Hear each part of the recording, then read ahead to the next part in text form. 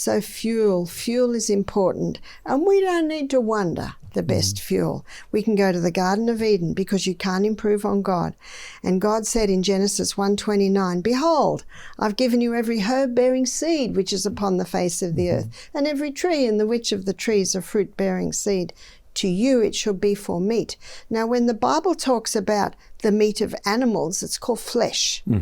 So this meat, and I'm sure you recognize that, is the main fuel of the body. Like the meat of a nut. It means food. Yes, yes. And as a nutritionist who has studied nutrition for many years, the 3 essential food groups are fiber, protein, and fat.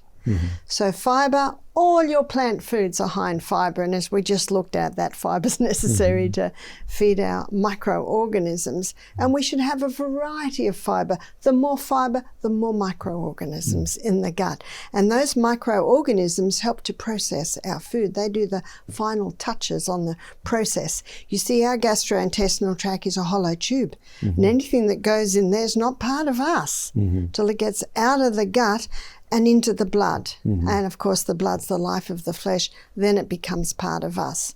So not only should we put the best food in, but we should also be mindful of our digestion because that's responsible for breaking down that food to tiny little particles so it can get out of the gut and into the blood.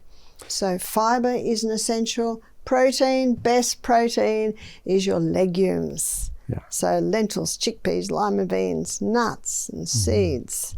And I've learned this like you. I grew up in the world just eating the typical American diet, and there are a lot of sickness and colds in the family.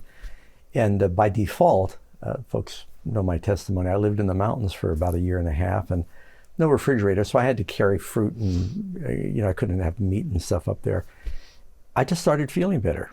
Fresh water right outside the cave, eating natural food, and I'd get the spotted bananas. They take them out, and I'd make banana bread and grains. I was baking my own bread, and I started feeling better. Then I moved back to the city. I started feeling sick again, and it was about that time I started reading some of these books that you're talking about, and became a vegetarian, and then vegan vegetarian. I'd never go back. I mean, it's connected with my faith, but I've noticed such an incredible benefit that, and not eating between meals. I used to just, grab food, snack.